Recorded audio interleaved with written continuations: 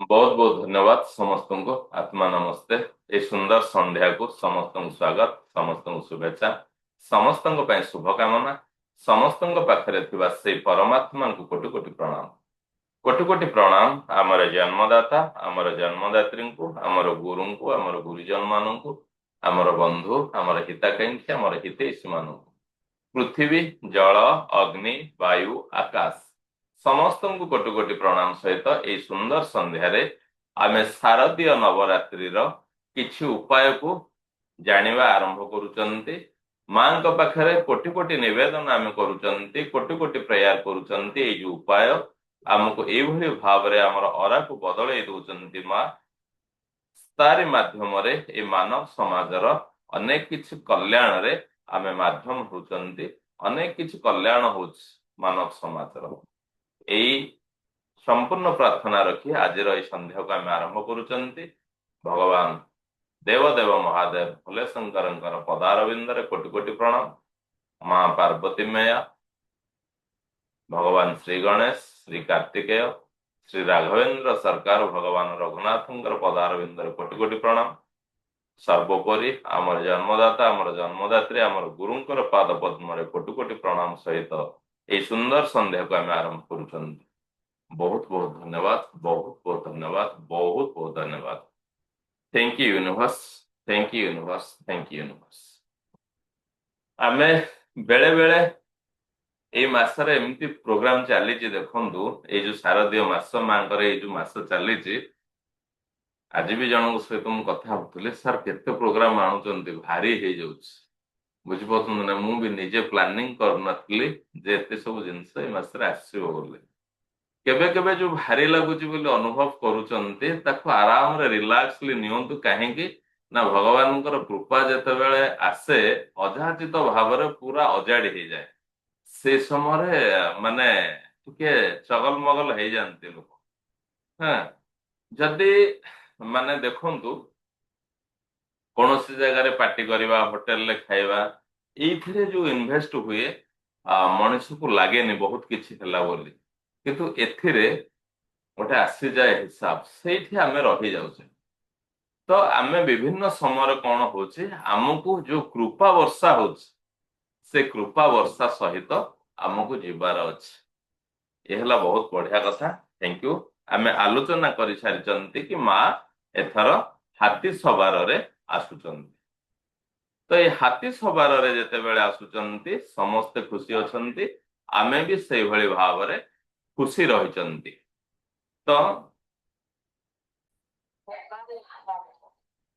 तो यार किसी विशेष कथा जिते बड़े आम आलोचना करुचंती, आज सकाळ बोधे आम आलोचना करुले, तो विश्वास अच्छे शास्त्रीय लिखन रही कि भगवान राम जेते बेले माने लंका विजय करने चाहूले, सेतेबेले एक आसर, एक अवसर, एक सुजोग को से आह्वान करथिले, जेमति कि 108 पद्म रे मां को पूजा करने से तांकर प्रयास आरंभ करथिले। किछि माया कथा हेचे, गोटे पद्म फूल नाही, तो भगवान निजे निजर आखि को पद्म समान ताकू बाहर करके दबा पाए जाउथिले। मां सेथरे बहुत संतुष्ट थिले, जा फल रे तांकू माने लंका विजय प्राप्ति पाए तांकू से वर देथिले। अर्थात एइथिपाई ए कथा या संगे जड़ित बा आमे आलोचना प्रथम ए कथा आरंभ करूचंती कि आमे समस्ते जानिचंती कि एई समय रे मां समस्त शक्तिर अधिकारिणी। आमर सनातन हिसाब रे आमे जो आमर जो विश्वास रही जे 33 कोटी देवता रही, से 33 कोटी देवतांकर समस्त अस्त्र शस्त्र वर्तमान मां को पाखरे, समस्त शक्ति वर्तमान मां को पाखरे। तो यही 9 दिन तो आउ गोटे विश्वास रे 16 पूजा स्टार्ट हो सारा, नवरात्रि हूँ 9 दिन। ये 9 दिन आम कौ भली भाव रे आराधना रे रहिबा कि आम से माने जो शक्ति तार उपयोग आम कर से शक्ति आम बहुत सहायक हो पार। तो प्रथम गोटे जिनस देखंतु कि आपण मानकर प्रश्न थिला सर आम कौन खाइबू कौन पीबू। देखंतु ता श्रद्धा अनुसार जदि आपण व्रत करूचंती ताहले आपण व्रतर नियम रे रुहंतु। जदि व्रत करूना रिमेडीज करेंगे जिते आप शुद्धपुत्र रहिबे आपनको भल लगे है कहा कहा मनरे भी अच्छी जे मांकर पीठरे आमिष प्रसाद हुए हाँ हुए ताहा पारंपरिक कथा आमे ता संगे एते तर्क को जीवानी कि से हवा उचित ना न हवा उचित आउ गोटे कथा देखा गले नवरात्रि जो माने व्रत करती से माने तो अलणा भी खाती तेणु आमिष कथा दूर रे अच्छी बुझीपार ना तेणु आपणकर श्रद्धा कौन अच्छे से श्रद्धा सहित आपण मैंने आसतु आग सब बेले आम से कथा सहित गुरुत्व दौचे देखो धला ड्रेस टे पिंधि आमको जमी लगे कलर ड्रेस टे पिंधि से अनुभव हबनी मंदिर जाऊथिबा जो मानसिकता रहिबो स्कूल गला बेले से मानसिकता रहिबोनी मॉल गला बेले से मानसिकता रहिबोनी तेणु आमे निजको केते सजेइबा निजको सेटा आम उपरे निर्भर करूछ तो ठीक अच्छे आसंतु आमे प्रथमे आलोचना करिबा कामना पूर्ति कलश पोटली कामना पूर्ति कलश पोटली एको आमे को दिन करि परिबा ना 22 सेप्टेम्बर रे एको आमे करिबा आउर 2 दिन अछि आमे एको 22 रे करि परिबा 23 रे करि परिबा 25 रे करि परिबा मो टाइमिंग आपन कहबी आपण मान लिखंतु परवर्ती समय रे भी ताको रेकॉर्डिंग देख परिबे तो 22 तारीख समय होची सकाळ 6:09 रु दिन 12:38 संध्या 5:31 रु 7:05 एई समय रे आमे ए कामना पूर्ति कलश पोटली को करि परिबा अनुरूप भाव रे 23 तारीख रे टाइम होची सकाळ 11:52 रु 12:39 उपरला 5टा रु 7टा संध्या 5टा रु 7टा 25 सेप्टेम्बर रे टाइमिंग होची 11:51 रु 12:37 5:09 रु 6:48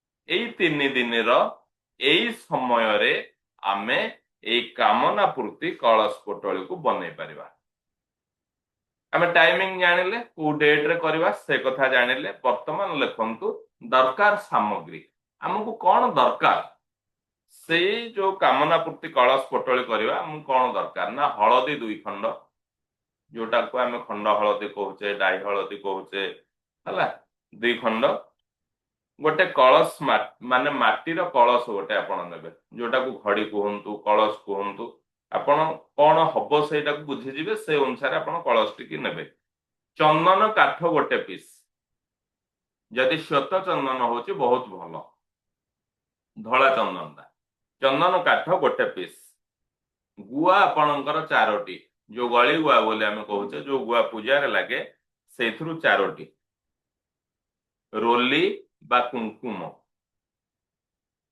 आवश्यक परिमाणर एमती चामच खंडे नहीं पारिबे 5टी कॉइन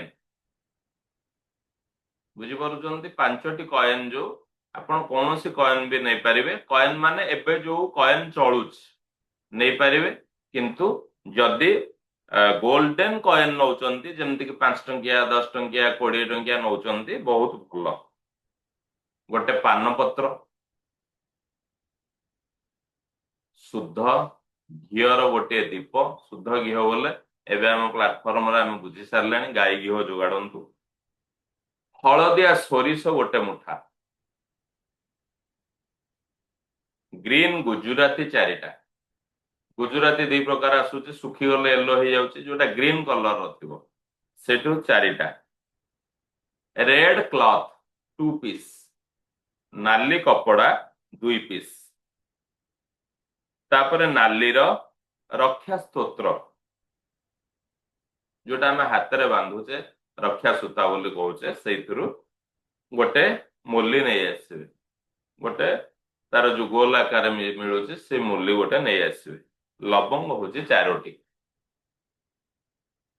यही सामग्री आपण माने यही कामना पूर्ति कलश जोगाड़ी देवे कौन करेंगे ना कलशटी को प्रस्तुत करंतु पूरा सफा करके ड्राई कर दियंतु से दिन सफा करके सुखई दियंतु हला टिके जेहेतु टाइमिंग भलो टाइमिंग अच्छे जदि टिके खरा दे दउचंती बहुत भलो।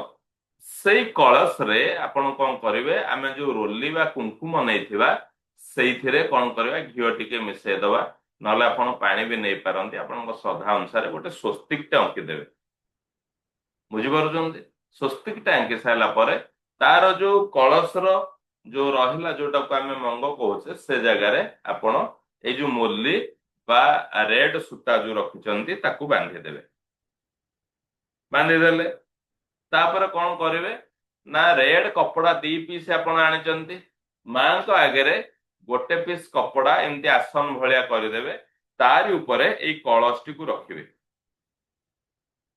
କଳସଟିକି ରଖି ସାରିଲା ପରେ ରାଇଟ ହ୍ୟାଣ୍ଡ ର ରିଙ୍ଗ ଫିଙ୍ଗର ରେ ଦେଖନ୍ତୁ ଆମେ କଣ କରୁଛେ ନା ସ୍ୱର ଅନୁସାରେ କରୁଛେ ଏଠି ଆପଣ କିନ୍ତୁ ଯେହେତୁ ଇଏ ପ୍ଲାନେଟ ରିଲେଟେଡ ଏଠି ଆପଣ ଚେଞ୍ଜ କରିବେ ନାହିଁ ଯଦି ସୂର୍ଯ୍ୟସ୍ୱର ଆସୁଛି ଭଲ କଥା ନାଇଁ ତ ଆପଣଙ୍କୁ ରାଇଟ ହ୍ୟାଣ୍ଡ ର ରିଙ୍ଗ ଫିଙ୍ଗର ରେ 9 ଥର ସେଇ କପଡାରେ ଆମେ ତିଳକ କରିଦବା ଆଇଦର ମାନେ ଗୋଟେ ଗୋଟେ ବିନ୍ଦୁ କରିଦିଅନ୍ତୁ ନହେଲେ ରୋଲି ନେଇକି ଯୋଉ କଳସ ଥୋଇଛନ୍ତି ତାର ଚାରି କଡରେ ଏମିତି 9 ଥର ରାଉଣ୍ଡ କରିଦିଅନ୍ତୁ 9 ଥର ଆପଣଙ୍କର ସେ ତିଳକଟା ହବ ତିଳକ ହେଲା ଆପଣଙ୍କର ସେଇ ଜାଗାରେ ସେଇଭଳିଆ ଜାଗାରେ କରନ୍ତୁ ସେ ଆସନ ଆଉ ଉଠିଲାନି ସେଇ ଜାଗାରେ ରହିଲା ଆପଣଙ୍କର ସେଇ ଯୋଉ କଳସଟି ପ୍ରତ୍ୟେକ ଦିନ ଗୋଟିଏ ରେଡ ଫ୍ଲାୱାର ଆପଣ ସେ କଳସକୁ ଦିଅନ୍ତୁ ଅଧିକା ଦେଇପାରିବେ କିନ୍ତୁ ରେଡ ଫ୍ଲାୱାର ଦେବେ ହେଲା ସେଇଥିରେ କଣ କରିଥିବା ଆମେ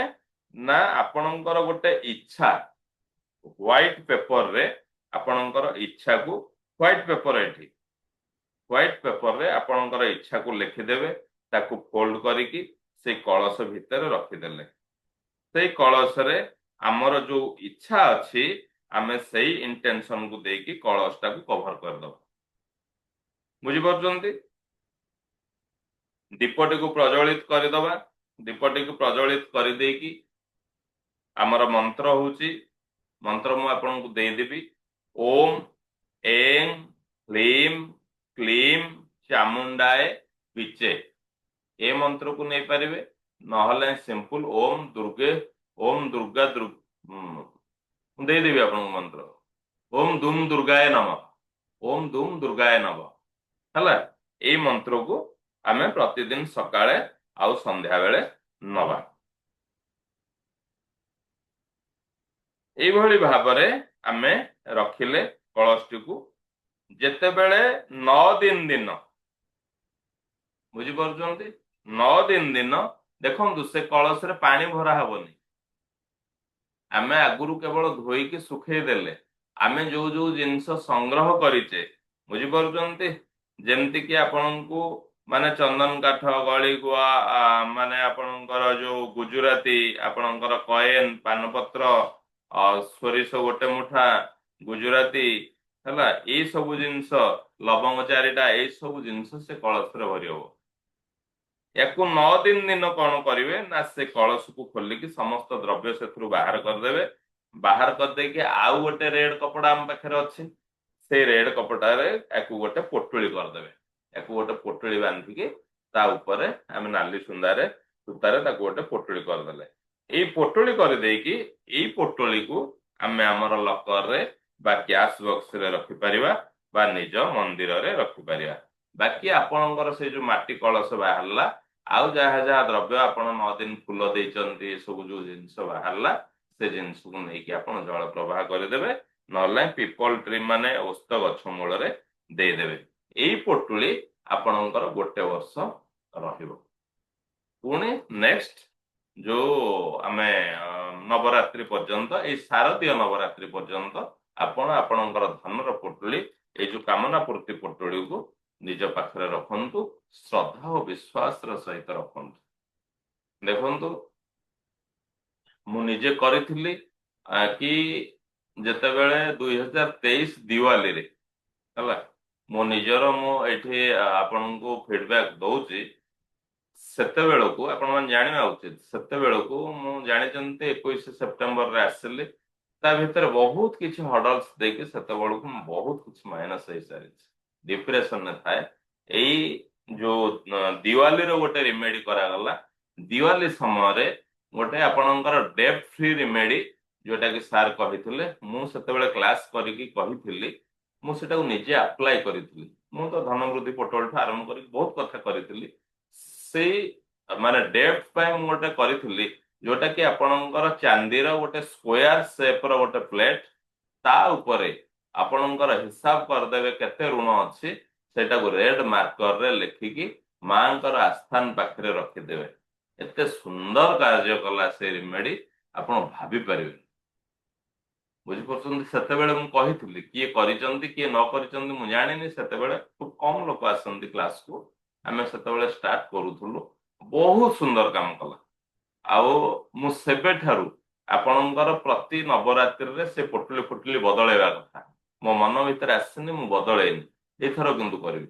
आज पर्यंत भी से जो धनवृद्धि पोटली जहाँ जहाँ मुझे से थर करी आज मोर भी लकर अच्छी मोर माने जो जो जगार मुझे रखा कथा रखी एथर ताको चेंज करी कहीं मो भितर एते श्रद्धा आसी जाइतला एते लोभ आसी जाइतला मु ताको बदलौनी कहीं ना माने जो समय से आने कथा मत आनी सारी बुझिपार ना श्रद्धार सहित करंतु देखंतु निश्चित भाव में आपण माने तार बहुत किछि पाइबे बहुत किछि पाइबे पूरा श्रद्धार सहित करंतु मो निजस्व अनुभव एबे आमे आसीबा भाग्य वृद्धि यंत्र हला मोर निजर फीडबैक को मु रेकॉर्डिंग कराइली एथिपाई जे बहुत किछि ता भितरु मिले पूरा श्रद्धार सहित करंतु ए समय आमे माने वर्ष के दुई थर आसे दुईटा होची कि आपणकर गुप्त नवरात्रि दुईटा होची एमतिया नवरात्रि जोथरे साधन करा जाए एई समयर सदुपयोग करंतु एबे आमे आसीबा भाग्य वृद्धि यंत्र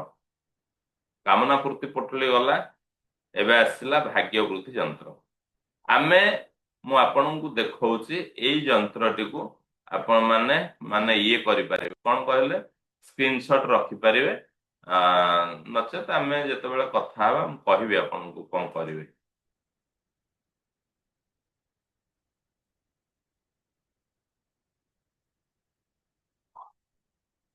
एई यंत्रटी को आपण स्क्रीनशॉट रखि पारिबे बुझि पारुचंती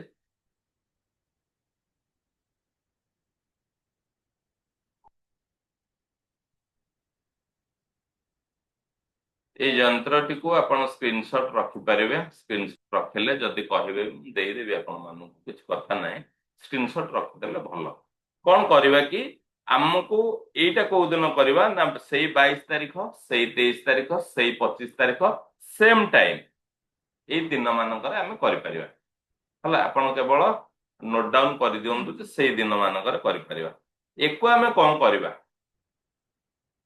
हां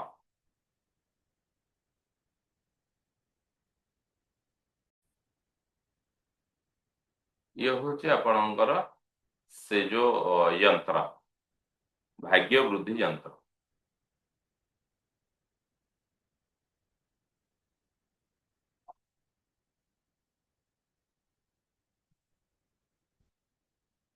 तो याकू आम कौन करवा प्लेन पेपर नहीं गले व्हाइट पेपर से रेड कुंकुम बा रेड पेन रे आपण एई माने यंत्राटी को एंकी देबे बुझिपारुछन ना यंत्रा सबु बेले यंत्रार केबे क्लास कले आपण मान टोटल जानि परिबे यंत्रा सबु बेले लेफ्ट टू राइट नले तळरु ऊपर नचेत संख्या रे छोट संख्या रु बड़ संख्या को एई भली क्रम रे आपण लिखिबे बुझिपारुछन ना यंत्रा प्राय 300 400 यंत्रा हम पाख थाई कि तार क्लास कले भी 5 दिन 8 दिन चलियो बुझिपारुछन ना ये होची भाग्य वृद्धि यंत्रा एई जिंस को आपण माने देखंतु तार तळ बडटा कटि जायछि किंतु आपण करिवा को पड़िबो 9टा घर हला आपण लेफ्ट रु राइट तळ रु ऊपर लिखि परिबे संख्या अनुसार आपण छोट संख्या रु बड़ संख्या को जाई परिबे रेड पेन रे बा रेड आपणकर माने जो रेड मार्कर रे भी ए जिंस करि परिबे एकु करि पारे करिकि आपण सेही समय रे ही ताकू करिवे करि सारी कि ताकू जति से दिन करिवे लामिनेशन करी काना बहुत समय अछि लामिनेशन कर देले आपन को समय बहुत मिलला जदि आपण प्रिंट करूचंती ता पूर्व दिन ठु आपण प्रिंट करिकि बाइंडिंग फाइंडिंग करिकि आनि परिवे से समय रे पूजाटी करिवे किंतु जदि आंकीबे ताले से समय रे करिवे ବୁଝିପାରୁଛନ୍ତି? ସେ ସମୟରେ କରିକି ଆପଣ ଆପଣଙ୍କର ମାନେ ଘର ମନ୍ଦିରରେ ତାକୁ ସ୍ଥାପନ କରନ୍ତୁ। ପ୍ରତିଦିନ ଯେମିତି ଆପଣ ଠାକୁରଙ୍କୁ ପୂଜା କରୁଛନ୍ତି ତାଙ୍କୁ ବି ସେମିତି ପୂଜା କରନ୍ତୁ। ଆଉ ପ୍ରଥମ ଦିନ ଯେତେବେଳେ ଆପଣ ସ୍ଥାପନ କରିବେ, ଏଇ 3 ଦିନ ମଧ୍ୟରୁ କୌଣସି ସମୟରେ ଆପଣ ଯେତେବେଳେ ଯନ୍ତ୍ରଙ୍କୁ ପ୍ରତିଷ୍ଠା କରିବେ ହେଲା, ସେ ସମୟରେ ଆପଣ କଣ କରିବେ ନା 7 ପ୍ରକାର ଡ୍ରାଏ ଫ୍ରୁଟ୍ସ ପ୍ରସାଦ ଚଢାନ୍ତୁ। ଆଉ 3 ପ୍ରକାର ଫ୍ରେଶ ଫ୍ରୁଟ୍ସ ଯନ୍ତ୍ର ପ୍ରତିଷ୍ଠା କଲା ବେଳେ ଆପଣ ମାନେ ଦିଅନ୍ତୁ, ଅର୍ପଣ କରନ୍ତୁ। ବୁଝିପାରୁଛନ୍ତି? ଏଇଭଳି ଭାବରେ ଇଏ ଯୋଉ ଯନ୍ତ୍ରା ଇଏ ସବୁଦିନ ରହିପାରିବେ। ଚାହିଁଲେ ଆସନ୍ତା ବର୍ଷ ଆପଣ ତାଙ୍କୁ ପୁଣି ନୂଆ ଯନ୍ତ୍ରା କରିପାରିବେ। ଏଇଭଳି ଭାବରେ ଆମେ ଭାଗ୍ୟ ବୃଦ୍ଧି ଯନ୍ତ୍ରାକୁ ଏହି ଦିନ ମାନଙ୍କରେ ଆମେ ପ୍ରତିଷ୍ଠା କରିପାରିବା। ଠିକ ଅଛି, ଏବେ ଆମେ ଆସିବା। କାହାର କିଛି ଅବୁଝା ଅଛି କି? ମତେ ଯଦି ମେସେଜ କରିବେ ମୁଁ ଅନମ୍ୟୁଟ କରିବି। ଠିକ ଅଛି, ଏବେ ଆମେ ଯିବା। ଯଦି ଆମେ ଘଟ ସ୍ଥାପନ କରୁଛନ୍ତି,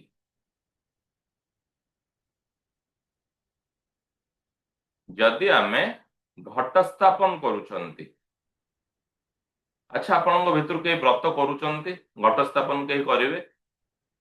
ଯଦି କେହି କରୁଛନ୍ତି, ହଁ ଭେରି ଗୁଡ, ଚାଲ। ଯଦି ଘଟ ସ୍ଥାପନ ଆପଣ କରୁଛନ୍ତି ତାହେଲେ ତାର ଶୁଭ ମୁହୂର୍ତ୍ତ ହଉଛି 22 ତାରିଖରେ ସକାଳ 6ଟା 10 ରୁ 8ଟା 5। ଏଇ ସମୟରେ ଆପଣ ଘଟ ସ୍ଥାପନ କରିପାରିବେ। ଦୁଇଟି କଥା, ଯଦି ଆପଣ ବ୍ରତ କରୁଛନ୍ତି ଘଟ ସ୍ଥାପନ କରିପାରିବେ, ନାଇଁ ପୁରା ଶୁଦ୍ଧ ପୁତ୍ର ଭାବରେ ରହିକି ଯଦି ଶାକାହାରରେ ଆପଣ ରହୁଛନ୍ତି ତେବେ ବି ଆପଣ ମନସ୍କାମନା ଭାବରେ ଘଟ ସ୍ଥାପନ କରିପାରିବେ। ବୁଝିପାରୁଛନ୍ତି ନା ନାଇଁ? ଅଖଣ୍ଡ ଜ୍ୟୋତି ଘରେ ଜଳାଇବାରେ କିଛି ଅସୁବିଧା ନାହିଁ। କେବଳ ଭାବନ୍ତୁନି ଯେ ମୁଁ ବ୍ରତ କରିବି ମାନେ ଜାଳିବି, ନହେଲେ ଜାଳି ପାରିବିନି।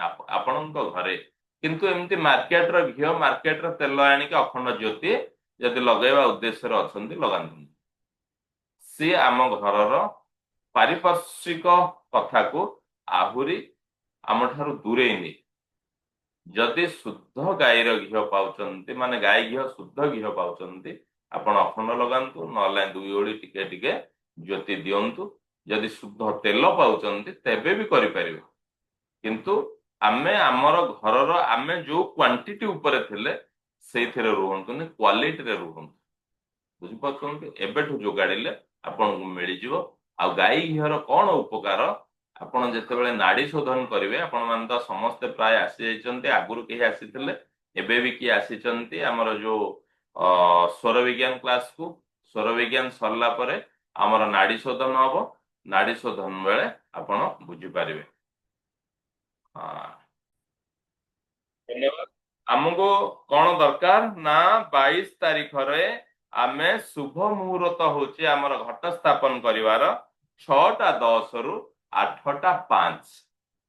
କଣ ଆମକୁ ଦରକାର ନା ଆପଣଙ୍କର ମାଟିର ବା ତମ୍ବାର ବା ଚାନ୍ଦିର ଆପଣଙ୍କୁ ମାନେ ଯୋଉ ଘଟ ସ୍ଥାପନ କରିବେ, ଆପଣଙ୍କର ସେ ଘଡି ହେଇପାରେ, କୁମ୍ଭ ହେଇପାରେ, ୟାକୁ ଦରକାର। ଆଉ ତା ତଳେ ଗୋଟେ ମାଟିର ପାତ୍ର ଦରକାର, ଯେମିତି କି ଆମେ ତାକୁ ସରା ବୋଲି କହୁ।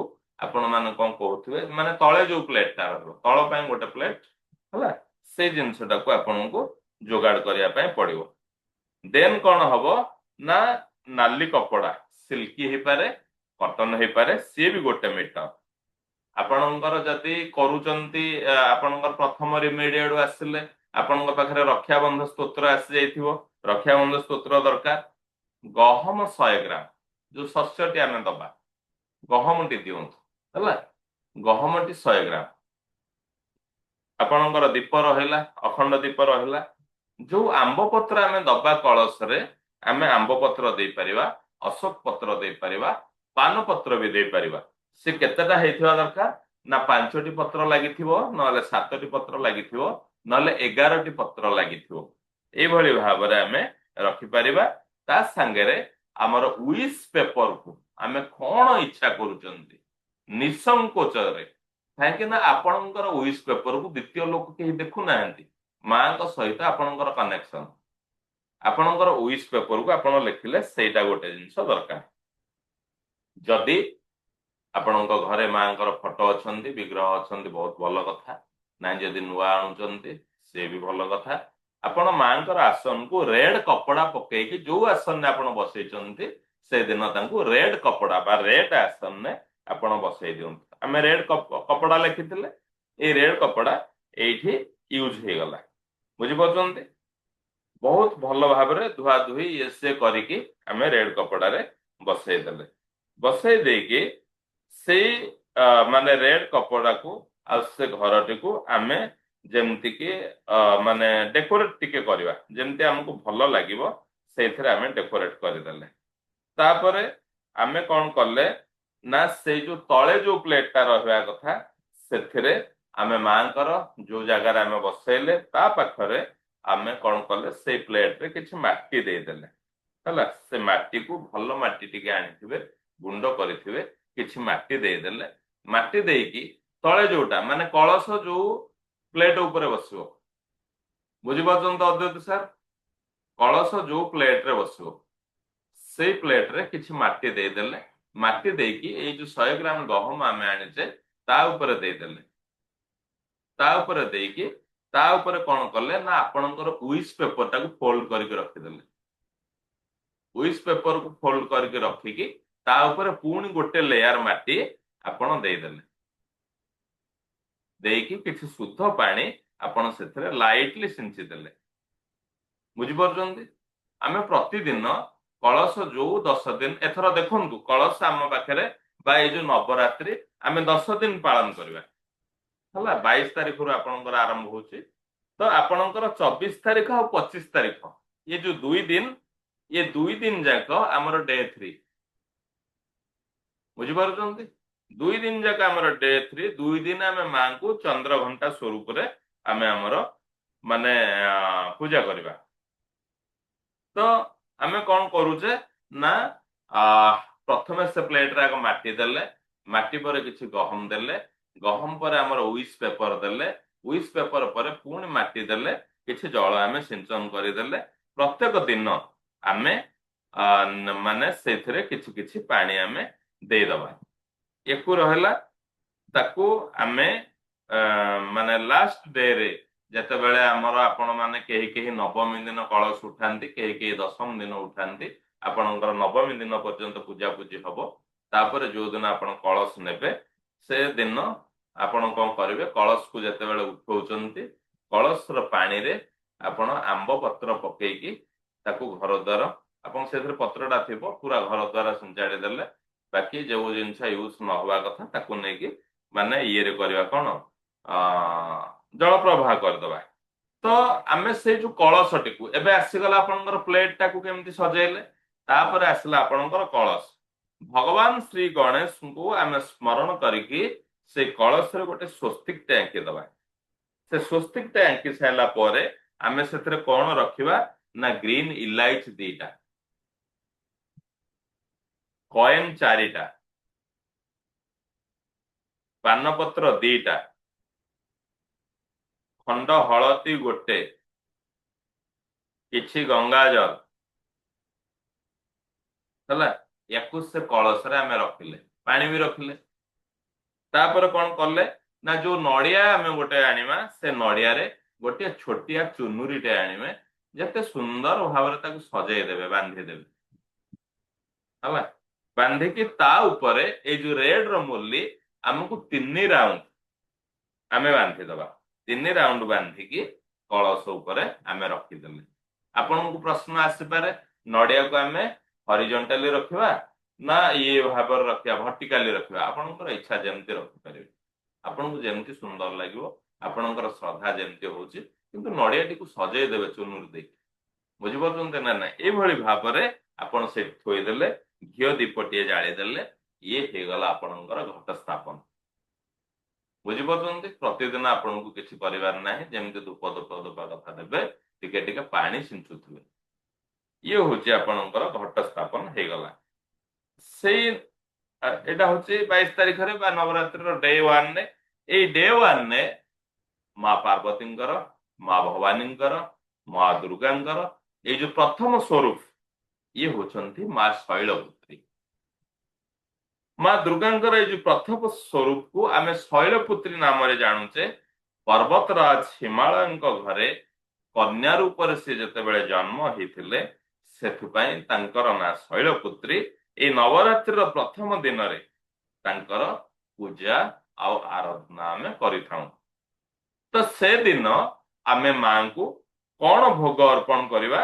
ମାଙ୍କର କୋଉ ଭୋଗରେ ସେଦିନ ଶ୍ରଦ୍ଧା ଥାଏ? ନା ଗାଈ ଘିଅରେ ପ୍ରସ୍ତୁତ ଦ୍ରବ୍ୟ। ବୁଝିପାରୁଛନ୍ତି?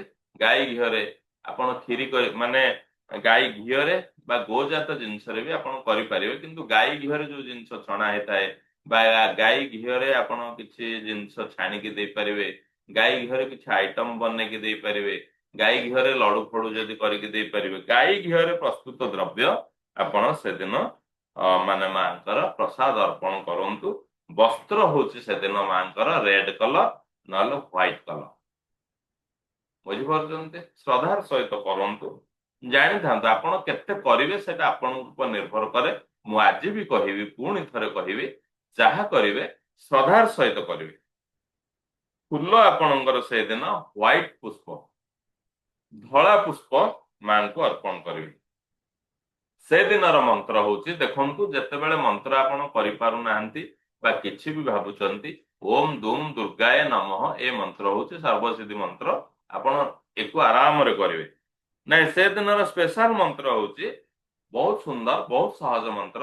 ୟାଦେବୀ ସର୍ବଭୂତେଷୁ ଶୈଳପୁତ୍ରୀ ରୂପେଣ ସଂସ୍ଥିତା ନମସ୍ତସ୍ମୈ ନମସ୍ତସ୍ମୈ ନମସ୍ତସ୍ମୈ ନମଃ ନମଃ। ଏ ମନ୍ତ୍ରକୁ ଆମେ ବହୁତ ସମୟରେ ନଉଛନ୍ତି। ଆମେ ନଉଛେ ୟାଦେବୀ ସର୍ବଭୂତେଷୁ ମାତୃ ରୂପେଣ ସଂସ୍ଥିତା ନମସ୍ତସ୍ମୈ ନମସ୍ତସ୍ମୈ ନମସ୍ତସ୍ମୈ ନମଃ ନମଃ। ହେଲା, ସେଇ ଜାଗାରେ ଆମେ କେବଳ ଶୈଳପୁତ୍ରୀ ଲଗେଇଦବା। ମାତୃ ରୂପେଣ ଜାଗାରେ ଶୈଳପୁତ୍ରୀ ଲଗେଇଦବା। ଇଏ ହଉଛି ଆପଣଙ୍କର ଅ ମାନେ ନବରାତ୍ରି ପ୍ରଥମ ଦିନରେ ମାଙ୍କର ଏଇ ଜିନିଷ ପ୍ରିୟ ଜିନିଷ। ସେଦିନ ଆମେ କଣ କରିପାରିବା ରିମେଡି ଡେ ୱାନ ରେ? ଦେଖନ୍ତୁ, ଆପଣଙ୍କ ପାଖରେ ରହିଲା କାମନା ପୂର୍ତ୍ତି କଳସ ପୋଟୁଳି ରହିଲା, ଆପଣଙ୍କ ପାଖରେ ଭାଗ୍ୟ ବୃଦ୍ଧି ଯନ୍ତ୍ର କରିପାରିବେ, ତା ପାଇଁ ତିନିଟା ଡେଟ୍ ରହିଲା। କିନ୍ତୁ ସେଦିନର ସ୍ପେଶାଲ ରିମେଡି ବା ଆମେ ଏଇ ଉପାୟ କରିପାରିବା ନା ଧନ ବୃଦ୍ଧି ରିମେଡି। ଆମେ ଯଦି ଧନ ବୃଦ୍ଧି କରିବା ପାଇଁ ଚାହୁଁଛନ୍ତି, ଆମେ ତ ନିଶ୍ଚିତ ଚାହୁଁଛନ୍ତି, କାହାର ଇଚ୍ଛା ନାହିଁ ଧନକୁ ବଢେଇବା ପାଇଁ। ହେଲା, ଧନ ବୃଦ୍ଧି ରିମେଡି ଆମେ କଣ କରିବା ନା ଆପଣଙ୍କୁ ହଳଦିଆ କପଡା ଖଣ୍ଡେ ଦରକାର, ଗୋମତୀ ଚକ୍ର 11ଟି। ହେଲା, ହଳଦିଆ କପଡା ଗୋଟିଏ, ଗୋମତୀ ଚକ୍ର 11ଟି, ରୋଲି ବା କୁଙ୍କୁମ ଆପଣ ମାନେ ଅନ୍ୟ ରିମେଡି କରିଥିଲେ ଆପଣମାନଙ୍କ ପାଖରେ ନିଶ୍ଚୟ ଥିବ। ରୋଲି କୁଙ୍କୁମ ହେଇଗଲା। ହଳଦୀ ପାଉଡର, ଗୁଣ୍ଡ ହଳଦୀ, ଖଣ୍ଡ ହଳଦୀ 2ଟା, ଘିଅ ଦୀପ, ଆପଣଙ୍କର ରେଡ ର ଯୋଉ ସୂତା ଆମେ ଯୋଉଟା ହାତରେ ବାନ୍ଧୁଛେ ରକ୍ଷା ସୂତା, ୟାକୁ ଦୀପ ଲାଗି ଯାଇଥିବ, ଘଟ ସ୍ଥାପନ ହେଇସାରିଥିବ। ହେଲା, ଯଦି କେହି ଘଟ ସ୍ଥାପନ କରିନାହାନ୍ତି ମାଙ୍କୁ ସ୍ମରଣ କରନ୍ତୁ, ଦୀପଟିଏ ଆଗେ ପ୍ରଜ୍ୱଳନ କରିଦିଅନ୍ତୁ।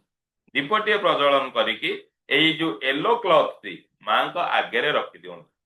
ହେଲା, ସେଥିରେ କଣ କରିବେ ନା ଏଇ ଯୋଉ ରେଡ ରୋଲି ବା ସିନ୍ଦୁର, ଆପଣ ରୋଲି ନେଇଥିବେ ବା ସିନ୍ଦୁର ନେଇଥିବେ, ଦିଟା ଯାକ ନୁହେଁ, ଆଇଦର ଯଦି ରୋଲି ବ୍ୟବହାର କରୁଛନ୍ତି କରନ୍ତୁ, ନହେଲେ ସିନ୍ଦୁର ଯଦି ବ୍ୟବହାର କରୁଛନ୍ତି କରନ୍ତୁ। ତା ସାଙ୍ଗରେ ଏଇ ଯୋଉ ହଳଦୀ ପାଉଡରକୁ ମିକ୍ସ କରିକି ରାଇଟ ହ୍ୟାଣ୍ଡ ର ରିଙ୍ଗ ଫିଙ୍ଗର ରେ ସେଇ ଗୋମତୀ ଚକ୍ର ଆଉ ସେଇ ଯୋଉ ଖଣ୍ଡ ହଳଦୀ ୟା ଉପରେ ତିଳକ କରିକି ଏଇ ହଳଦିଆ କପଡା ଉପରେ ରଖିଦିଅନ୍ତୁ। ରଖିକି ତାକୁ ଗୋଟେ ପୋଟୁଳି ବାନ୍ଧି ଦିଅନ୍ତୁ। ତାକୁ ଗୋଟେ ପୋଟୁଳି ବାନ୍ଧିକି ସେଇ ରେଡ ମୋଲିରେ ତାକୁ ବାନ୍ଧି ଦିଅନ୍ତୁ। ମାଙ୍କୁ ପ୍ରେୟାର କରନ୍ତୁ, ମନ୍ତ୍ରକୁ ଜପ କରିକି ଏଇ ପୋଟଳିକୁ ନେଇକି ଲକରରେ ରଖିଦିଅନ୍ତୁ। ସେଇ ପୋଟଳିକି କିଛି ସମୟ ମାଙ୍କର ପାଦ ପଦ୍ମ ତଳେ ରଖିଦେଲେ, ହେଲା, ଆପଣଙ୍କର ଯାହା ଆଫର୍ମେସନ ଦେଇଦେଲେ ସେଇଦିନ ଆପଣ ନେଇକି ଆପଣଙ୍କର ଲକରରେ ରଖିଦେବେ। ଏଇ ଯୋଉ ପୋଟୁଳି କରିବାର ସମୟ କେତେବେଳେ ନା ସକାଳ 6ଟାରୁ 9ଟା, ଉପରଳା 5ଟାରୁ ସନ୍ଧ୍ୟା 8ଟା। ବୁଝିପାରୁଛନ୍ତି? ଏଇ ପୋଟୁଳି କରିବାର ସମୟ ହଉଛି ସକାଳ 6ଟାରୁ ସକାଳ 9ଟା, ସନ୍ଧ୍ୟା 5ଟାରୁ ସନ୍ଧ୍ୟା 8ଟା ଏଇ ସମୟ ଭିତରେ ଆପଣଙ୍କର ପୋଟଳିକୁ କରିପାରିବେ। ଶୁଭ ଦାନ ସିଲଭରର ଆମେ ଦେଖୁଛନ୍ତି ଠାକୁରଙ୍କ ପାଖକୁ ଗଲାବେଳେ ଛତି ଯାଏ ଠାକୁରଙ୍କ ସାଙ୍ଗରେ, ମାନେ ଧରନ୍ତି ଛତର ବୋଲି କୁହନ୍ତି ବା ଛତି ଯାଏ। ଯଦି ସିଲଭରର ଛତି ଆପଣ କୌଣସି ମାଙ୍କ ମନ୍ଦିରରେ ମାନେ ଦାନ କରୁଛନ୍ତି ତାହେଲେ ବହୁତ ଭଲ, ବହୁତ ଭଲ। ଏମିତିକି ଆପଣଙ୍କ ଘରେ ବି ଆପଣ ରଖିପାରିବେ, କିନ୍ତୁ ମନ୍ଦିରକୁ ଦେଲେ ବହୁତ ଭଲ। ଏବେ ଆମେ ଆସିବା ଡେ 2। ଡେ 2 ରେ ଦେଖନ୍ତୁ ମଝିରେ ମଝିରେ ଯଦି ଅବୁଝା ହଉଛି ମତେ ମେସେଜ କରନ୍ତୁ, ନହେଲେ ନୋଟ କରିକି ରଖନ୍ତୁ, ଆମେ ଲାଷ୍ଟରେ ଆଲୋଚନା କରିଦବା। ଏବେ ଆସିଲା ଆମେ ଡେ 2। ଡେ 2 ରେ ମାଙ୍କର ସ୍ୱରୂପ ହଉଛି ବ୍ରହ୍ମଚାରିଣୀ। এই ବ୍ରହ୍ମଚାରିଣୀ ସ୍ୱରୂପରେ ମାଙ୍କୁ ଦ୍ୱିତୀୟ ଦିନ ପୂଜା କରାଯାଏ। ବ୍ରହ୍ମକୁ ଆମେ ଏଇ ଅର୍ଥରେ ବୁଝିବା, ବ୍ରହ୍ମ ହଉଛନ୍ତି ତପସ୍ୟା, ଚାରିଣୀ ହଉଛନ୍ତି ଆଚରଣ। ତପସ୍ୟା ଆଚରଣ କରିଥିଲେ ମା, ବହୁତ ସୁନ୍ଦର ଭାବରେ ବହୁତ କଠୋର ତପସ୍ୟା କରିଥିଲେ, ସେ ହଉଛନ୍ତି ଆଚରଣ କରୁଥିବା ଦେବୀ। ସେଦିନର ଭୋଗ ମାଙ୍କର ସାକର, ଚିନି, ମିଶ୍ରି, ପଞ୍ଚାମୃତ। ସାକର, ଚିନି, ମିଶ୍ରି, ପଞ୍ଚାମୃତ ଆପଣ କିଛି ବି ପ୍ରସାଦ ଦେଇପାରିବେ, ସବୁ ବି ଦେଇପାରିବେ। କୋଉଟା କମିଲେ ମନ ଉଣା କରନ୍ତୁନି ହେଲା, କୋଉଟା ଅଧିକା ହେଲେ ଖୁସି ହୁଅନ୍ତୁ। ଏସବୁ ଜିନିଷ ସେଦିନ ମାଙ୍କୁ ପ୍ରସାଦ ଦିଅନ୍ତୁ। ମା ବହୁତ ମାନେ ମାଙ୍କର ପ୍ରିୟ ସେଦିନ। ତ ସେଦିନର ବସ୍ତ୍ର ହଉଛି ମାଙ୍କର ଅରେଞ୍ଜ କଲରର। ସେଦିନ ମାଙ୍କୁ ରେଡ କଲରରେ ଫୁଲ ଦିଅନ୍ତୁ। ସେଦିନରେ ମାଙ୍କର ମନ୍ତ୍ର ହଉଛି ଓಂ ଦେବୀ ବ୍ରହ୍ମଚାରିଣେଇ ନମଃ। ସେଦିନର ଭୋଗ ହଉଛି ଆପଣଙ୍କର ସାକର, ଚିନି, ମିଶ୍ରି, ପଞ୍ଚାମୃତ। ବସ୍ତ୍ର ହଉଛି ଅରେଞ୍ଜ। ଦେଖନ୍ତୁ 4 ପ୍ରକାର ମୁଁ ଯୋଉ କହିଲି ଆପଣ ମାନେ ସେଇ ଅର୍ଥରେ ବୁଝନ୍ତୁନି ଯେ 4ଟି ଯାକ ଦ୍ରବ୍ୟକୁ ଆମେ ଦବାକୁ ପଡିବ ବୋଲି। ଆପଣଙ୍କର ଶ୍ରଦ୍ଧା ଯୋଉଠି ଅଛି ଯାହା ବି ଦେଇପାରିବେ ସେ ଅନୁସାରେ ଆପଣ ମାନେ ଦିଅନ୍ତୁ। ବସ୍ତ୍ର ହଉଛି ସେଦିନର ମାନେ ଅରେଞ୍ଜ କଲରର। ଫୁଲ ହଉଛି ରେଡ କଲରର ଫୁଲ। ମନ୍ତ୍ର ହଉଛି ଓಂ ଦେବୀ ବ୍ରହ୍ମଚାରିଣେଇ ନମଃ। ଓಂ ଦେବୀ ବ୍ରହ୍ମଚାରିଣେଇ ନମଃ। ଇଏ ହଉଛି ଆପଣଙ୍କର ମନ୍ତ୍ର। ଏଇ ଦ୍ୱିତୀୟ ଦିନରେ ଆମେ କରିପାରିବା ରିମେଡି ଫର ବିଜନେସ ଗ୍ରୋଥ ହେଲା। ଆପଣ ମାନେ ଅନେକ ମେଣ୍ଟର ଅଛନ୍ତି, ଯୋଉମାନେ ବି ଫାର୍ଷ୍ଟ ଟାଇମ ଆପଣ ଆସିଛନ୍ତି, ଯଦି ଆପଣ ଆପଣଙ୍କର କ୍ଲାସ ନଉଛନ୍ତି ନିଅନ୍ତୁ, ଯଦି କାହାକୁ ଏ ରିମେଡି ଦଉଛନ୍ତି ଦିଅନ୍ତୁ, କିନ୍ତୁ ୱିଥ ଏନର୍ଜି ଏକ୍ସଚେଞ୍ଜ। ବୁଝିପାରୁଛନ୍ତି? With energy exchange. ଏବେ ଆମେ ଆସିବା ଦ୍ୱିତୀୟ ଦିନ ର କଣ ଆମେ ରିମେଡି କରିପାରିବା ନା ରିମେଡି ଫର ବିଜନେସ ଗ୍ରୋଥ।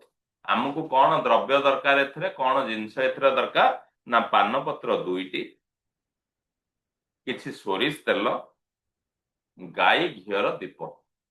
ଦୀପ ମୁଁ ଏଥର କେବଳ କହୁଛି, ଦୀପ ବୋଲି ଆପଣ ବୁଝିଯିବେ ଯେ ଗାଈ ଘିଅ କଥା ମୁଁ କହୁଛି। ଆପଣ କୁଆଡୁ ଯୋଗାଡ଼ କରନ୍ତୁ, ଆଣନ୍ତୁ, ଗୋମାତାଙ୍କର ସେବା କରନ୍ତୁ। ଯେତେବେଳେ ଗୋମାତାଙ୍କୁ ରାସ୍ତାରେ ଘାଟରେ ଦେଖୁଛନ୍ତି ତାଙ୍କୁ ଟିକେ ଭଲ ପାଇବା ଦିଅନ୍ତୁ ହେଲା। ହଁ ମିଳିଯାଉଛି ହେଲା। ମାଙ୍କୁ ଧ୍ୟାନ କରିକି 2ଟା ପାନପତ୍ର ଆମେ ନବା। 2ଟା ପାନପତ୍ର କଥା ମୁଁ କହିଛି। ସେଇ ପାନପତ୍ରର 2 ସାଇଡରେ ସୋରିଷ ତେଲକୁ ଭଲ ଭାବରେ ଲଗେଇ ଦିଅନ୍ତୁ। ବୁଝିପାରୁଛନ୍ତି? ଏଇ ପାନପତ୍ରକୁ ମାଙ୍କୁ ସମର୍ପଣ କରିକି ଘର ମନ୍ଦିରରେ ତା ଉପରେ ଦୀପଟିଏ ଜଳାନ୍ତୁ। ରାତି ତମାମ ରଖନ୍ତୁ। ତା ପରଦିନ ମାଙ୍କ ମନ୍ଦିରରେ ନେଇକି ସେଇ ପାନଟି ଦେଇକି ଆସନ୍ତୁ। ବୁଝିପାରୁଛନ୍ତି?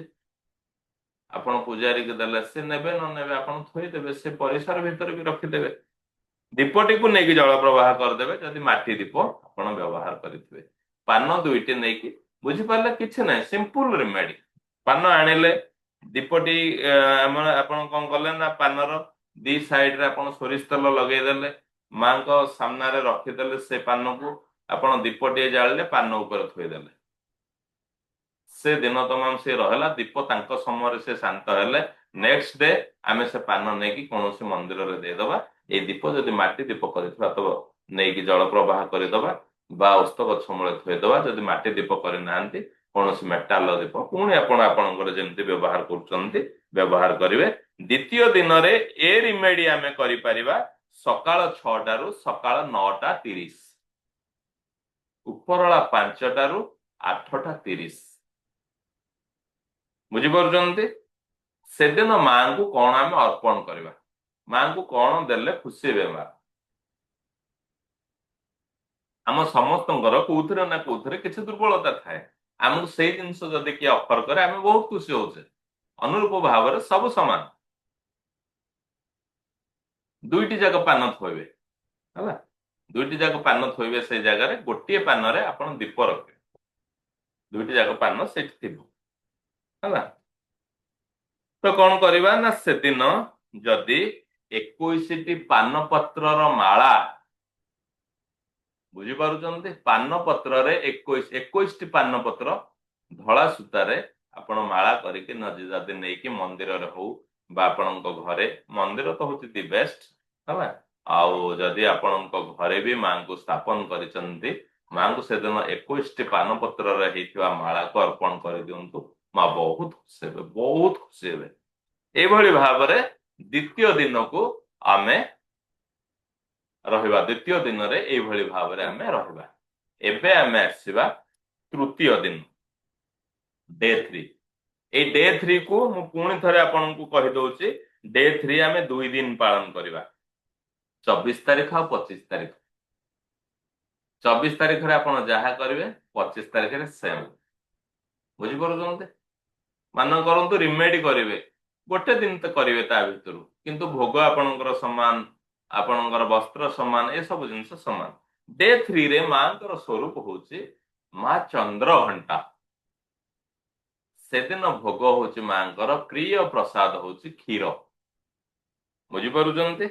ବସ୍ତ୍ର ହଉଛି ହ୍ୱାଇଟ ନଚେତ ଗ୍ରୀନ। ମାଙ୍କୁ ପୁଣି ସେଦିନ ପ୍ରସାଦରେ କଣ ଦେଇପାରିବେ ନା ଗ୍ରୀନ ଇଲାଇଚି, ଗ୍ରୀନ ଇଲାଇଚି ଦେଇପାରିବେ। ସେଦିନର ମନ୍ତ୍ର ହଉଛି ୟାଦେବୀ ସର୍ବଭୂତେଷୁ ମା ଚନ୍ଦ୍ରଘଣ୍ଟା ରୂପେଣ ସଂସ୍ଥିତା ନମସ୍ତସ୍ୟୈ ନମସ୍ତସ୍ୟୈ ନମସ୍ତସ୍ୟୈ ନମଃ ନମଃ। ଯେତେ ସଂଖ୍ୟାରେ ଆପଣ ନଉଛନ୍ତି ନିଅନ୍ତୁ, ହେଲା। ଓମ୍ ଦୁମ୍ ଦୁର୍ଗାୟ ନମଃ ନିଅନ୍ତୁ। ଆପଣ କୌଣସି ବି ମନ୍ତ୍ର ସାଧନ କରୁଛନ୍ତି, ଆମର ବେଦିକ ସୁଇଚ ୱାର୍ଡ କ୍ଲାସରେ ଆପଣ ମାନେ ଅଛନ୍ତି, କୌଣସି ବେଦିକ ସୁଇଚ ୱାର୍ଡକୁ ଆପଣ ସିଦ୍ଧି ଲାଭ କରିବା ପାଇଁ ଚାହୁଁଛନ୍ତି, ସେ ଧନର ହେଇପାରେ, ସେ ସ୍ୱାସ୍ଥ୍ୟର ହେଇପାରେ, ସେ ସମ୍ପର୍କର ହେଇପାରେ, ଆପଣଙ୍କର କ୍ୟାରିୟରକୁ ନେଇକି ହେଇପାରେ, ସେ ସମୟରେ ଆପଣ ଯେତେ ଅଧିକା ସମୟ ଚାର୍ଜ କରୁଛନ୍ତି ସେ ସିଦ୍ଧି ପ୍ରାପ୍ତି ହବ ଏଇ ନବରାତ୍ରି ସମୟରେ। ତ ଇଏ ହେଲା ଆପଣଙ୍କର ମନ୍ତ୍ର। ଏବେ ଆମେ ଜାଣିବା ସେ ଦିନରେ କଣ ଆମେ ରିମେଡି କରିପାରିବା ବା କରେଇ ପାରିବା। ରିମେଡି ଫର ହାପି ମ୍ୟାରେଡ ଲାଇଫ, ଏକ ସୁନ୍ଦର ବୈବାହିକ ଜୀବନ ପାଇଁ। ଦେଖନ୍ତୁ ବହୁତ ପରିବାର ଭାଙ୍ଗି ଯାଉଛି, ହେଲା, ସେଭଳି ନଜର ଅଛି କାହା ଉପରେ, ଆପଣଙ୍କୁ ସେ ବିଶ୍ୱାସ କରୁଛନ୍ତି, ତ ଏଇ ରିମେଡି ଦେଇପାରିବେ।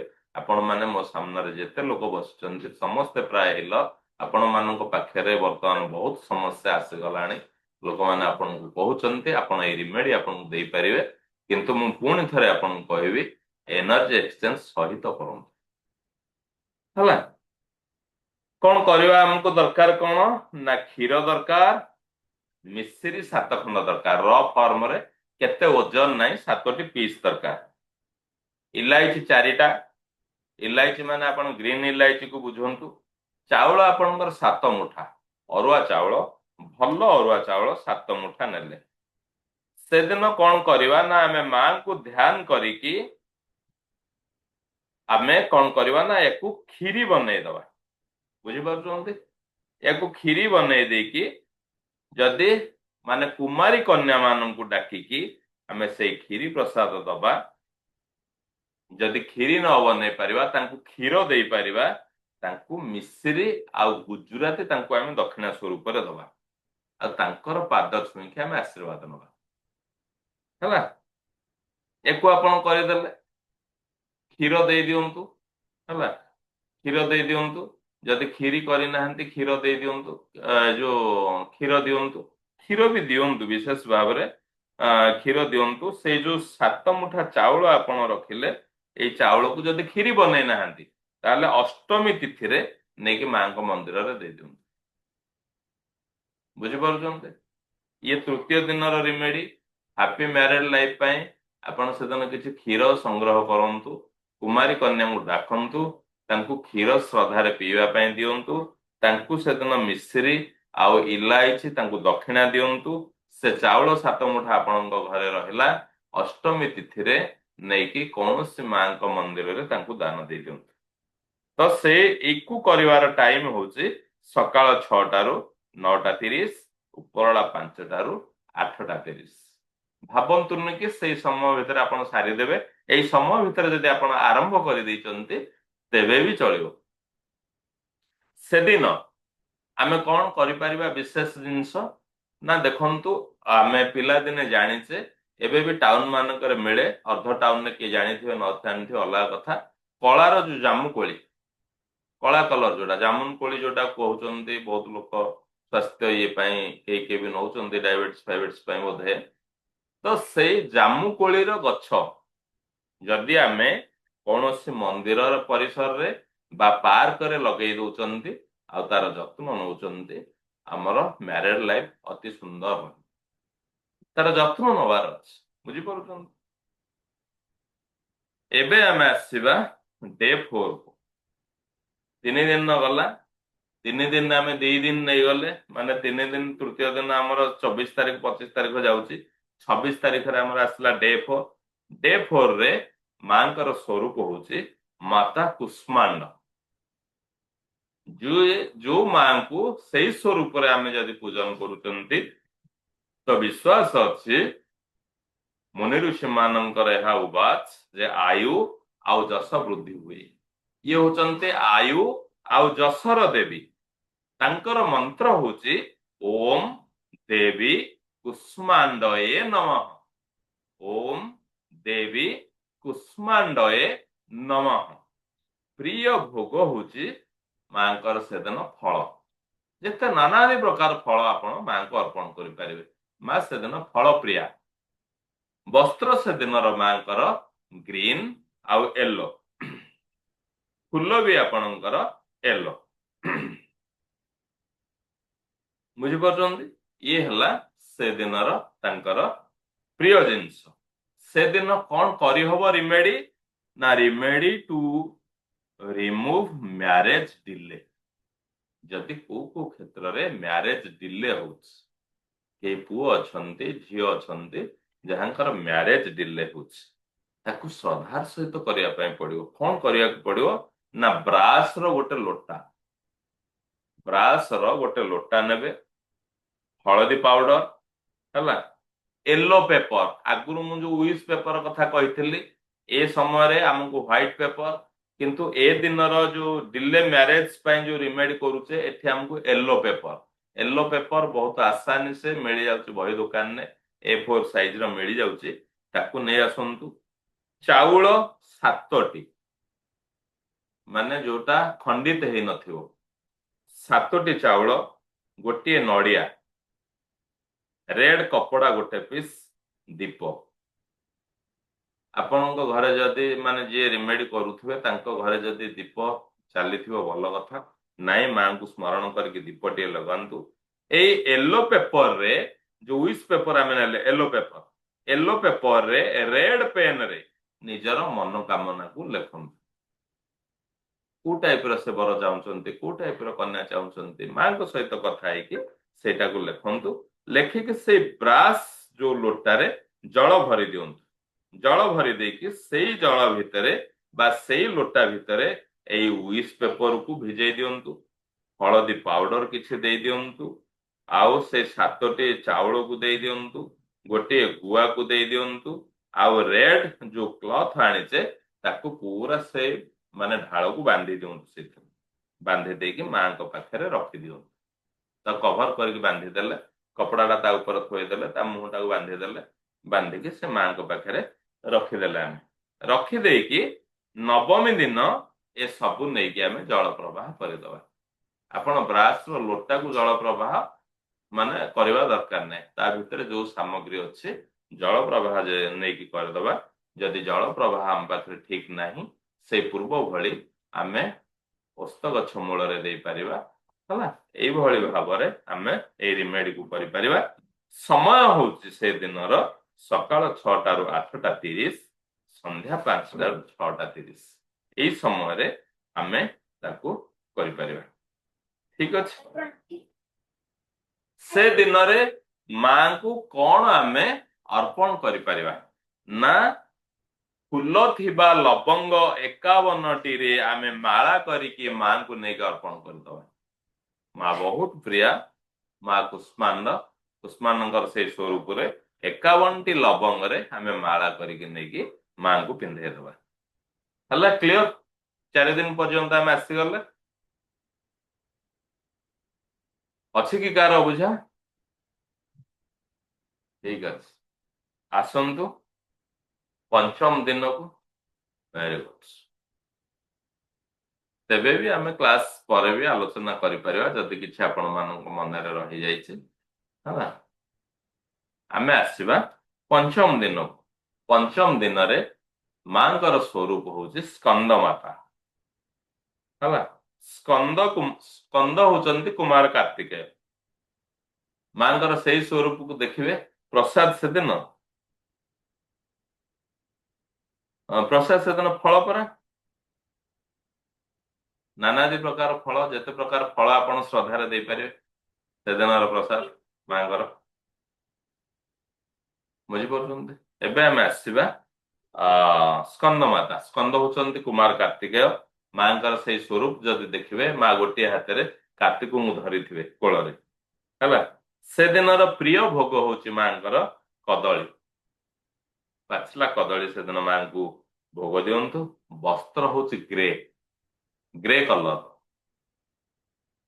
कौन से दिन हम अर्पण करि परिबा फ्लावर्स ना रेड ऑरेंज ए कलर फ्लावर्स हम दे परिबा मंत्र कौन ना यादेवी सर्वभूतेषु मा स्कंदमाता रूपेण संस्थिता नमस्तस्यै नमस्तस्यै नमस्तस्यै नमो नमः केते थर चांट करिवे ना आपण श्रद्धा अनुसार चांट करिवे जदि आपण माला करूचंती माला अनुसार चांट करि परिवे बुझी पड़ुଛନ୍ତି से दिन आमे रिमेडी करई परिबा पंचम दिन remedy for child bath child क्षेत्र रे जदि किछि रहला से दिन रो आमे रिमेडी करि परिबा दरकार हमको घियो दीप दरकार नड़िया गोटे दरकार येलो पेपर दरकार रोली बा सिंदूर दरकार बा न है कि जदि रोली हबो बहुत भल रेड चुनुरी गोटे स्मॉल साइज छोटो साइज रो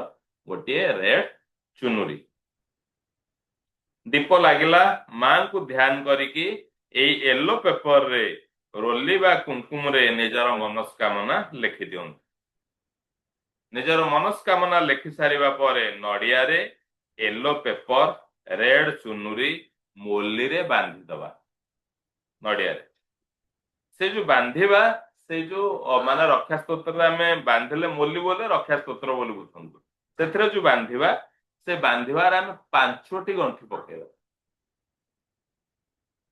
ए 5टी गंठी पकेइकी मां को प्रार्थना करिबा जहांकर प्रॉब्लम अछि तांको मुंड ऊपर 7 थर क्लॉकवाइज डायरेक्शन ने हम माने घुराई देले घुराई के नै कि मांकर कोनोसी मंदिर रे अर्पण करे दे के आसले सेम डे टाइम होची सकाळ 6टा रु 9:30 संध्या 5टा रु 8:30 से दिन आमे शुभ जिंस कोन करि परिबा ना कोनोसी देवी मंदिर रे मांकर मंदिर रे रेड कलर रो आपण पताका नै के देके आसी परिबे बा पताका बांधी देके आसी परिबे बुझि पछुंती ध्वजा नै के आपण दे परिबे एबे हम आसीबा डे 6 को डे 6 रे होचंती मांकर स्वरूप होचंती काटायनी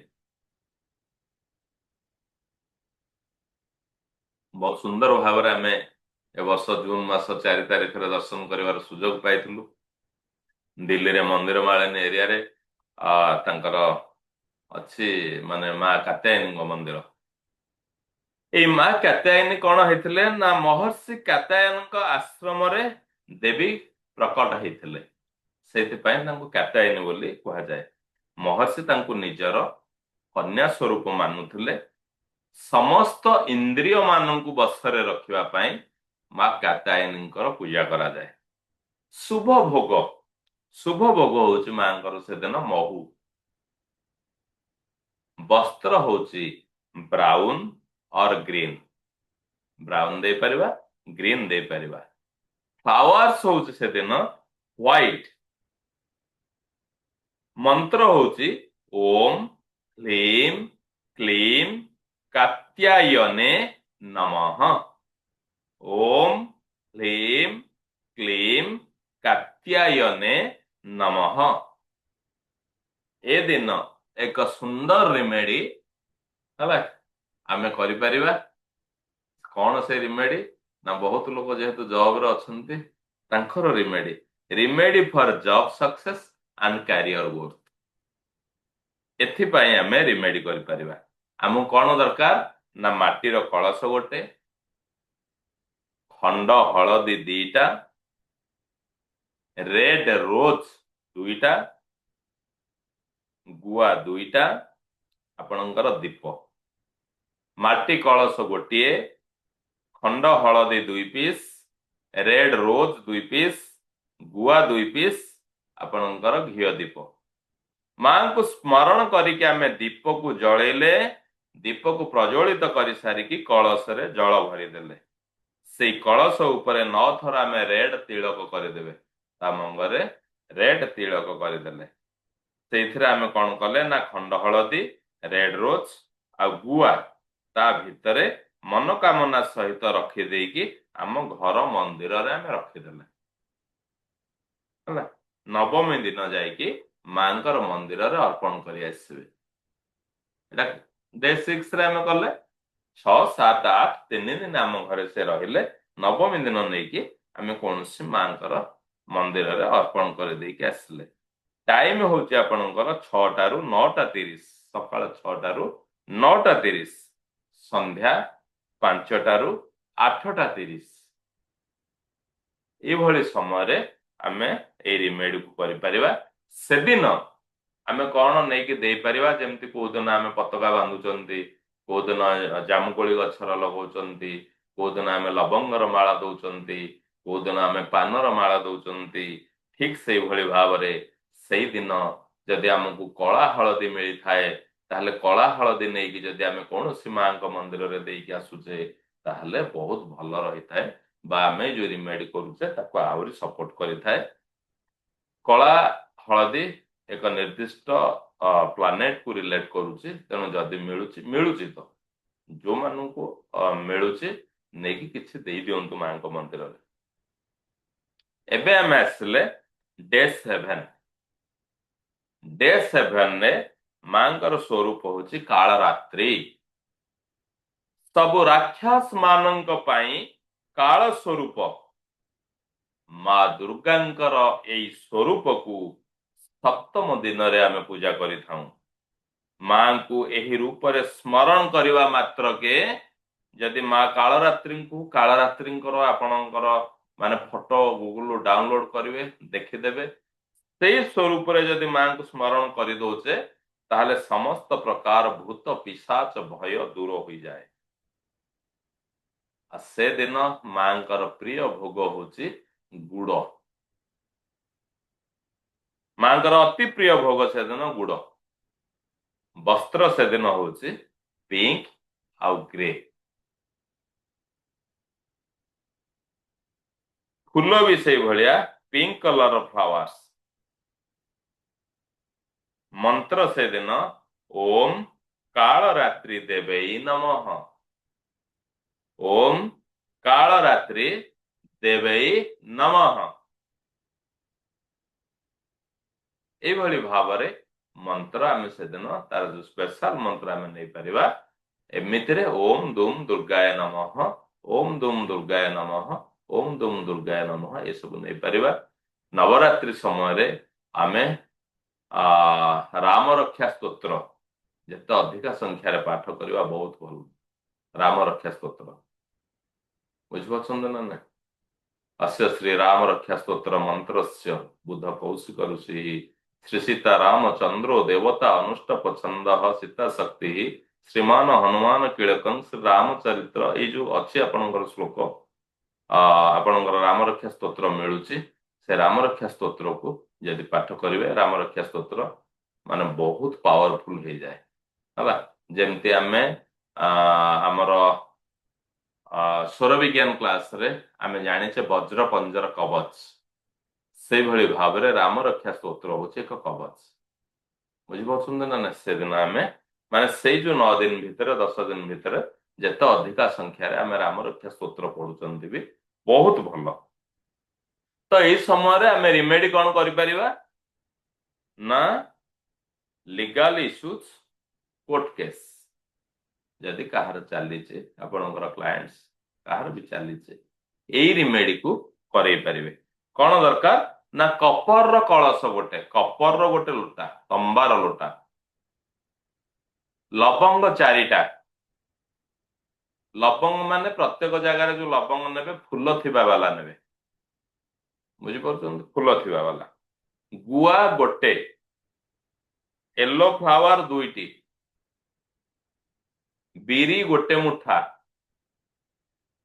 मोली गोटे मोली माने आपनकर से जो ढागा रक्षा स्तोत्र बोले हम जोटा कहूँ नहीं जीवे दीप लगेले से कलश रे जल भरी करदेले पूर्ण जल करदेले एई मोली कलश ऊपर बांधी देले हला रक्षा स्तोत्र कलश ऊपर आमे बांधी देले एथिरे कोन करबा ना बिरी डाली लवंग गुआ हलदिया फूल याको सब रखिदबा जो जो आइटम्स आमे जोगाड़ी थिले सही दिन अथवा नवमी दिन जाकि मंदिर रे दे दे आसुन आपन के रखुना तो मंदिर परिसर को जगह आप थोई दे पड़े आसुन है से दिन जमती आम कौ दिन कौन करुँच से दिन जदि आम मेहेंदी पाउडर नहीं मंदिर रे दौरान तो बहुत भल रहे ये भाव आम डे 7 ने पहुंची थे एबे आम आसवा डे 8 को बहुत बढ़िया एबे आम आसवा अष्टम दिन को नवरात्र अष्टम दिन रे मांकर स्वरूप होची माता महागौरी बुझिपारुछन ना तो सेदिन भोग होची आपणकर नड़िया सुजी हलवा माँ सेदिन सुजी हलवा खाया माने बहुत खुशी था तेणु निज हाथ रे करके दिंतु बुझिपारुछन ना नाई पिला मानू करके दौरान घरे करके दौरान से माँ को टिके दिंतु से जो निरा अनुभव से जो खुशी टे करंतु से दिन सुजी हलवा एमती तो नड़िया बाड़े देले आपन लागोनी आपनकर इंटेंशन ता भीतर रहलानी टिके सुजी हलवा करके दिंतु है आपन व्रत करंतु रिमेडी करंतु न करंतु समस्त से दिन देखंतु टिके माँ को सुजी हलवा टिके करके टिके प्रसाद दिंतु है मंत्र से दिन श्री क्लीम ह्लीम वरदाय नमः श्री क्लीम ह्रीम वरदाय नमः मुझे समस्त को देदेवी कौ दिन कौ मंत्र मुझे टाइप करके मुझे देदेवी है जेहेतु या मुझे जानी कि ग्रुप करनी समस्त को आप इंडिविजुअल दौर लिंक से भाव में मुझे इंडिविजुअल देदेवी आपंकर जब कौट किसी अबुझा है भी मत मेसेज करेंगे मेसेज करके टाइम अनुसार कथा ना तो मेसेज रे मुझे रिप्लाय देदेवी। तो आमे एठी आसले remedy to overcome health issues कौन से प्रकार स्वास्थ्य समस्या जदि चली आमको कौन दरकार ना लवंग दरकार कला राशि गोटे मुठा दरकार कला सूता दरकार घी दीप दरकार मां को स्मरण करके घी दीप जलांतु जदि घरे अखंड ज्योति लगी तो बहुत भल लवंग केतोटी नबा है निजर बयस जेतिकी सेतिकी लवंग नेबे जहा पाई करूछन जहा पाई रिमेडी हबो है ଯାହାଙ୍କର ଉଦ୍ଦେଶ୍ୟ ରହୁଛି ତାଙ୍କ ବୟସ ଯେତିକି ସେତିକିଟି ଫୁଲ ଥିବା ଲବଙ୍ଗକୁ ନିଅନ୍ତୁ। ଏଇ ଲବଙ୍ଗକୁ କଳା ସୂତାରେ ମାଳା ତିଆରି କରିଦିଅନ୍ତୁ। ବୁଝିପାରୁଛନ୍ତି? ଯେମିତି ହେଲେ ଗୋଟିଏ ଫୁଲ ବି ଯେମିତି ଝଡିବନି ସେଥିରୁ। ଆପଣ ଭଲ ଲବଙ୍ଗ ବାଛିକି ନିଅନ୍ତୁ ହେଲା। କଳା ସୂତାରେ ମାଳା କରିଦେଲେ ତା ସହିତ ଏଇ କଳା ରାଶି ମାଙ୍କ ଆଗରେ ମାନସ କରିକି ରଖିଦିଅନ୍ତୁ। କଳା ରାଶି ଆଉ କଳା ମାଳା। ତା ପରଦିନ ଏଇ ଲବଙ୍ଗର ମାଳା ଆଉ କଳା ରାଶି ଗୋଟିଏ ମୁଠା ଉଠେଇକି ସେ ଯାହାଙ୍କ ପାଇଁ ଆପଣ କରୁଛନ୍ତି ତାଙ୍କ ମୁଣ୍ଡ ଉପରେ କ୍ଲକ୍ ୱାଇଜ ଡାଇରେକ୍ସନରେ 7 ଥର ଘୁରେଇ ଦିଅନ୍ତୁ। 7 ଥର ଘୁରେଇ ଦେଇକି ମାଙ୍କ ମନ୍ଦିରରେ ଶ୍ରଦ୍ଧା ପୂର୍ବକ ଏଇ ଲବଙ୍ଗର ମାଳା ଓ କଳା ରାଶି ନେଇ ରଖିଦେଇକି ଆସନ୍ତୁ। ବୁଝିପାରିଲେ? ୟାର ଟାଇମିଂ ହଉଛି 6ଟାରୁ 9:30, 5ଟାରୁ 8:30। ୟାର ଟାଇମିଂ ହଉଛି 6ଟାରୁ 9:30, 5ଟାରୁ 8:30। ସେଦିନ ଆମେ ମାଙ୍କୁ କଣ ଦେଇପାରିବା ନା 21 ବା 51ଟି ମନ୍ଦାର ମାଳା, ମାନେ ମନ୍ଦାର ଫୁଲରେ 21ଟି ମନ୍ଦାର ବା 51ଟି ମନ୍ଦାର ଫୁଲରେ ତିଆରି କରିକି ମାଳ ନେଇକି ଆମେ ମାଙ୍କୁ ଅର୍ପଣ କରିଦେଇକି ଆସିବା। ବୁଝିପାରୁଛନ୍ତି? ଇଏ ହେଲା ଆପଣଙ୍କର ଡେ 8 କଥା। ଡେ 9 ନବମୀରେ ମାଙ୍କର ସ୍ୱରୂପ ହଉଛି ମା ସିଦ୍ଧିଦାତ୍ରୀ। ସମସ୍ତ ପ୍ରକାର ସିଦ୍ଧିକୁ ପ୍ରଦାନ କରିଥାନ୍ତି। କଠୋର ତପସ୍ୟା କରିକି ମା ସିଦ୍ଧି ପ୍ରାପ୍ତି କରିଥିଲେ, ଭଗବାନଙ୍କୁ ପାଇଥିଲେ। ଅଷ୍ଟ ସିଦ୍ଧି ବି ପ୍ରାପ୍ତି କରିଥିଲେ ମା ସେଦିନ। ସିଦ୍ଧିଦାତ୍ରୀଙ୍କ କୃପାରୁ ଏକ ସୁନ୍ଦର ଜିନିଷ ଘଟିଥିଲା। କଣ ହେଇଥିଲା ନା ମା ସିଦ୍ଧିଦାତ୍ରୀଙ୍କ କୃପାରୁ ଭଗବାନ ଶିବଙ୍କର ଅଧା ଶରୀର ଦେବୀ ପାଲଟି ଯାଇଥିଲେ। ମାଙ୍କର ଏଇ ସ୍ୱରୂପର ମାନେ ଶକ୍ତି ବଳରେ, ଯୋଉଥିପାଇଁ ଭଗବାନଙ୍କୁ ଅର୍ଦ୍ଧନାରୀଶ୍ୱର ବୋଲି କୁହାଯାଏ। ସେଦିନ ଭୋଗ ହଉଛି ମାଙ୍କର ହାଲୁଆ, ପୁରୀ ହେଲା। ଶ୍ରଦ୍ଧାର ସହିତ ଟିକେ କରିକି ଦିଅନ୍ତୁ। ମା ସବୁବେଳେ ଆମକୁ ଦଉଛନ୍ତି, ସବୁବେଳେ କୃପା ନୟନରେ ଆମକୁ ଚାହିଁଛନ୍ତି। ତ ଦିନେ ହାତ ରନ୍ଧା ଖାଦ୍ୟ ମାଙ୍କୁ ଟିକେ ଦିଅନ୍ତୁ। ଶ୍ରଦ୍ଧାର ସହିତ ମାଙ୍କୁ ଡାକନ୍ତୁ ଭୋଜନ ପାଇଁ ହେଲା। ସେ ପ୍ରସାଦକୁ ଆପଣ ମାନେ ପରବର୍ତ୍ତୀ ସମୟରେ ନିଅନ୍ତୁ। ବହୁତ ସୁନ୍ଦର ତାର ଅନୁଭବ ବି ଆପଣ ମାନେ ଫିଲ୍ କରିବେ। ବସ୍ତ୍ର ସେଦିନ ହଉଛି ସ୍କାଏ ବ୍ଲୁ ଅର୍ ପିକକ୍ ଗ୍ରୀନ।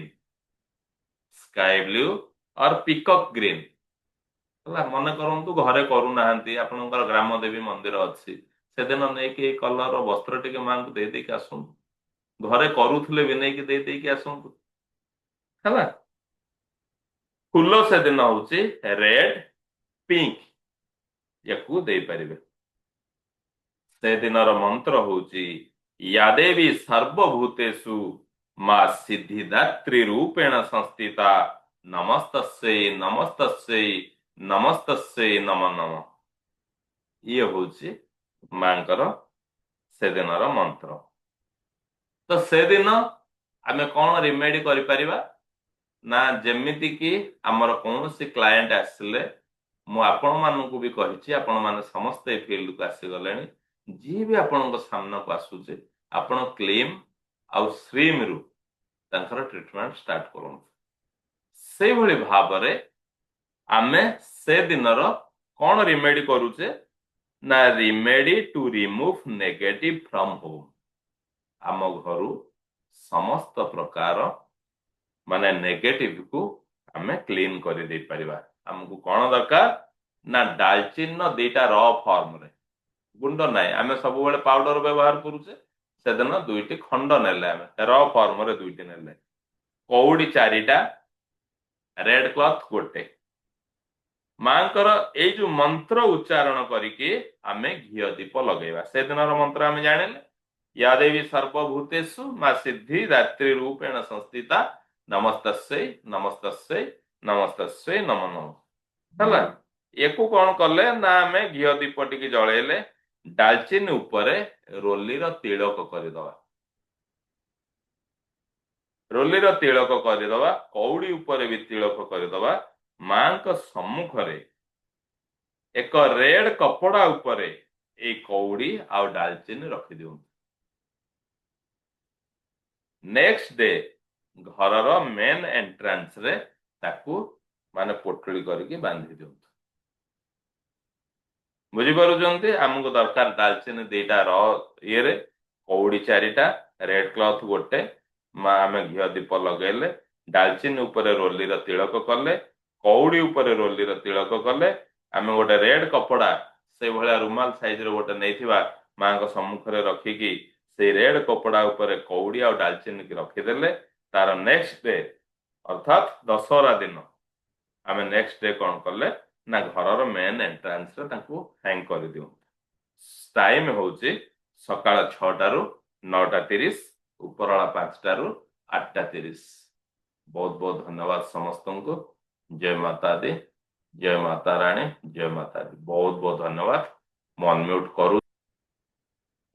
ଆପଣ ମାନେ ଯୋଉମାନେ ଏଇ କ୍ଲାସରେ ଅଛନ୍ତି, ମୋର ମନ ଥାଉ ନଥାଉ, ଦିୱାଲି ପୂର୍ବରୁ ଆପଣ ମାନେ ମତେ ପର୍ସନାଲ ମେସେଜ କରିଦିଅନ୍ତୁ। ମୁଁ ଯୋଉଟା କହୁଥିଲି ଆପଣଙ୍କୁ ପ୍ରଥମ ବର୍ଷରେ 2023ରେ ଦିୱାଲି ଦିନ ଯୋଉ ରିମେଡି ମୁଁ କରିଥିଲି, ଗୋଟେ ସିଲଭରର ମାନେ ସ୍କୋୟାର ସେପର ପ୍ଲେଟ ଉପରେ ଆପଣଙ୍କର ନିର୍ଦ୍ଦିଷ୍ଟ ତିଥି ନିର୍ଦ୍ଦିଷ୍ଟ ଦିନରେ ଆମେ ଆମର କଣ ଧାର କରଜ ରହିଛି ତାକୁ ଟୋଟାଲ କରିଦେଇକି ରେଡ ମାର୍କରରେ ଲେଖିକି ମାଙ୍କର ପାଖରେ ରଖିଦେଇଥିଲୁ। ବହୁତ ଫଳପ୍ରଦ ହେଇଛି, ବହୁତ ଫଳପ୍ରଦ ହେଇଛି। ଯେହେତୁ ମୁଁ ସେ ରେମେଡି ନିଜେ କରିଥିଲି, ମୁଁ ନିଜେ ସେଥିରୁ ବହୁତ କିଛି ପାଇଛି। ଆପଣ ମାନେ ମତେ ଦିୱାଲି ଥିବ ମନେ ପକେଇଦେବେ। ସେ ରେମେଡି ମୁଁ ସାର୍ବଜନୀନ କରିନି, ମାନେ ଇଚ୍ଛା ଥିଲା ଗତ ଥର ଦବା ପାଇଁ, ଦେଇପାରିନଥିଲି, କଣ କଣ ଭୁଲି ଯାଇଥିଲି।